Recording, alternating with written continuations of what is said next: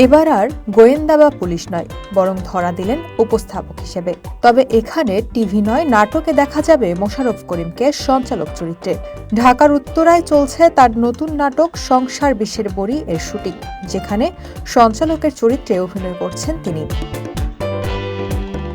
নতুন এই চরিত্রে অভিনয় করে মোশাররফ করিম এক ধরনের চ্যালেঞ্জের মুখোমুখি হয়েছেন। রোজার ঈদে মুক্তি পাওয়া চক্কর সিনেমা তার অভিনয় দর্শকের প্রশংসা কুড়িয়েছে, আর এবার একেবারে ভিন্ন ধরনের ভূমিকায় নিজেকে প্রমাণের সুযোগ পাচ্ছেন। নাটকের গল্প সম্পর্কে মোশাররফ করিম বলেন, এটি একটি পরিবারের গল্প, যেখানে সংসার জীবনের সুখ খুঁজে পাওয়া খুব কঠিন হয়ে পড়ে। আমাদের ভেতরকার কিছু রিপুর কারণে সেই সুখ আমরা খুঁজে পাই না, অথচ সুখের নেয়ামতটা যে আমাদের নিজেদের মধ্যেই লুকিয়ে আছে সেটা বুঝতে পারি না। এছাড়া মোশাররফ করিম তার অভিজ্ঞতা শেয়ার করে বলেন, একটি সংসার অবশ্যই বিশ্বাস এবং সম্মানের উপর দাঁড়িয়ে থাকতে হবে।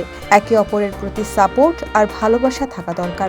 নাটকে মোশাররফ করিমের সঙ্গী হিসেবে দেখা যাবে ছোট পর্দার জনপ্রিয় অভিনেত্রী তাসনুভা তিশাকে।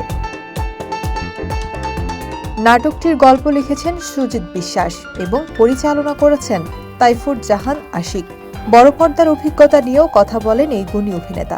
তিনি বলেন, আমি শিল্পের সীমাবদ্ধতা দেখি না, অনেক বিস্তর, কিন্তু সেটা শিল্প কিনা সেটা আগে দেখতে হবে। নানান ধরনের সিনেমা হতে পারে, কিন্তু সেই সিনেমায় উত্তীর্ণ হওয়াটাও একটা ব্যাপার। ধরুন আমি একটি অ্যাকশন সিনেমা করব, কিন্তু সেটা যেন দেখে মনে হয় ডিরেক্টরের মস্তিষ্ক প্রসূত, সেটা যেন অমুক দেশের থেকে দেখে করা এমনটা মনে না হয়। এমন সিনেমাতেই আমি কাজ করতে চাই, যেটা দেশের গল্প, মৌখিক গল্প।